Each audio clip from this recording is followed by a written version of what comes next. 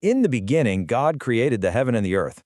Well, that is arguably one of the most famous opening lines in literally all of literature, right? It sets the stage for a narrative that has shaped human thought for thousands of years. But beyond its iconic status, the first chapter of Genesis actually presents this incredibly meticulously organized account of creation. Honestly, it's a masterclass in ancient literary structure, detailing this huge progression from absolute nothingness to a teeming, fully ordered world. Welcome to The Explainer. Today, we're taking a really close, structured look at the source material of Genesis 1, specifically verses 1 through 31 in the King James Version. Our goal here is to map out the methodical, step-by-step progression described in this ancient text. We're going to look past those familiar quotes we've all heard and really analyze the mechanics of the narrative. You know, how the text moves, how it builds, and how it perfectly balances the creation of environments with the inhabitants that actually fill them. Okay, let's dive into our roadmap for today. We've got 1. Out of the void. 2. Forming the environments. 3. Filling the environments. 4. The creation of humanity. And finally, 5. A very good creation. All right, Section 1. Out of the void, the primordial starting point. Before the famous 6 days of creation officially kick off, verse 2 establishes what we can basically view as the ultimate problem that needs solving. The text says the earth was without form and void, and darkness was upon the face of the deep. I mean, picture that. It is an image of complete chaos. There's no structure, so it's formless. There's no life, it's void. And there's absolutely no light. It is just consumed by darkness. The only active presence here is the Spirit of God moving upon the face of the waters. And this formless, empty darkness, that's the baseline reality that the rest of the chapter is going to systematically dismantle. Moving on to Section 2, forming the environments, covering days 1 to 3. So this is the first phase of the text's solution to that formless, empty void. Because think about it, to fix something that is without form, you first have to give it structure. Let's walk through these first 3 days chronologically. You'll notice this really driving repetitive rhythm of the phrase, "and God said," which kicks off every major action. On day 1, God speaks light into existence and divides it from the darkness, establishing day and night. On day 2, boundaries are drawn again, but this time dividing the waters. By day 3, the waters below are gathered together so that dry land can actually appear, creating the land and the seas. So the absolutely crucial point here is division and boundaries. The text is showing us the literal creation of spaces, time, sky and sea, and dry land. I actually want to pause here for a second to draw your attention to a kind of archaic but highly specific word used in the King James text during day 2, and that's the firmament. The text says God made a firmament in the midst of the waters to divide the waters which were under the firmament from the waters which were above it. He then calls this firmament heaven.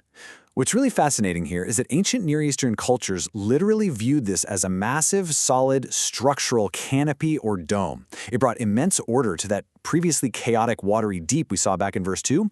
Day 3 concludes this forming phase, but it also introduces something entirely new to the dry land, which is self-replicating vegetation. The earth brings forth grass, herbs yielding seed, and fruit trees yielding fruit after his kind. And that phrase, after his kind, is so critical in the text.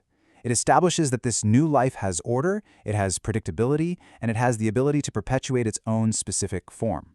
So the stage is totally set now. The formless void, it finally has form. That brings us to Section 3, filling the environments, covering days 4 to 6.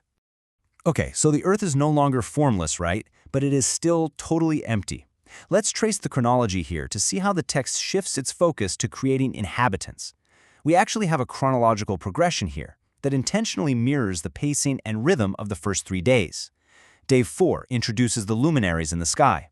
Day 5 brings life to the seas and the air, and day 6 brings life to the dry land. So instead of creating spaces, this entire second half of the narrative is totally dedicated to deliberately populating those newly structured environments we just explored. Taking a closer look at the specific contents of day 4, God creates 2 great lights, the greater light to rule the day and the lesser light to rule the night, along with the stars. They're set right there in the firmament of the heaven, but the text gives them a very explicit functional purpose. They are there to divide the day from the night and to serve for signs and for seasons and for days and years. Basically, they are celestial timekeepers filling the realm of light and dark that was created back on day 1.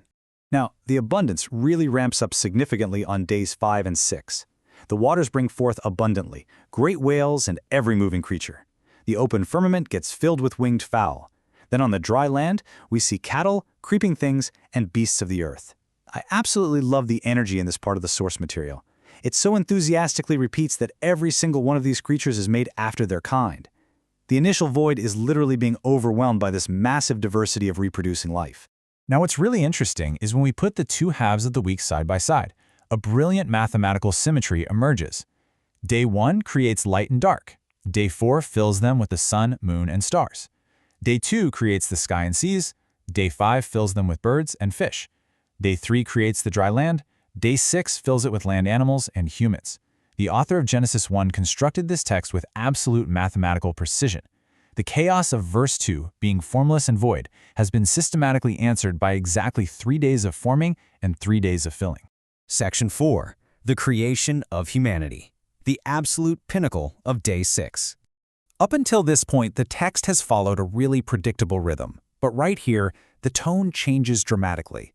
Instead of simply commanding the earth or the waters to bring something forth, God says, "Let us make man in our image after our likeness." This is a profound turning point in the source material. Humanity is uniquely set apart from the rest of creation. The text makes it a huge point to specify, "In the image of God created he him, male and female created he them." And of course, this unique status comes with a really unique responsibility.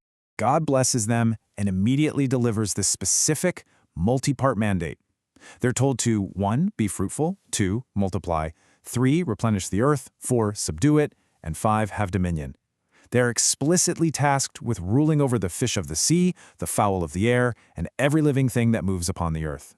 So humanity is positioned not just as another inhabitant, but as the appointed rulers over the beautifully ordered environments that were just created. And finally, Section 5, a very good creation, the final assessment. So, the environments are formed, the spaces are filled, the rulers are in place. Now the entire completed system is evaluated. But actually, right before that final assessment, the text briefly mentions a crucial provision. To sustain all this newly created multiplying life, God establishes a specific dietary order at the very end of Day 6. Every herb-bearing seed and fruit tree is given to humanity for meat, meaning food, and every green herb is given to the beasts, the fowl, and the creeping things. It paints this incredible picture of a perfectly sustained, harmonious ecosystem where everything has exactly what it needs. And this just brilliantly illustrates the journey we've just taken together.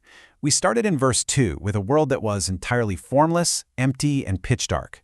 But by the time we reach Genesis 1:31, the transformation is total. God sees everything that he had made, and behold, it was very good. Not just good, like it said on the previous days, but very good. The chaos has been entirely replaced by a fully ordered, purposefully populated, and completely self-sustaining world. You know, when we take the time to really map out the source material like this, we see that Genesis 1 isn't just a basic list of events. It's an incredibly sophisticated piece of structural writing. It's a text that is completely obsessed with order, design, and purpose. So I want to leave you with this question to chew on. How does recognizing this deliberate forming and filling structure change the way you read and understand this ancient text? Does seeing the intricate framework behind the words shift your perspective? Thank you so much for exploring this fascinating material with me today. Keep asking questions, keep looking closely at the text, and I'll catch you in the next explainer.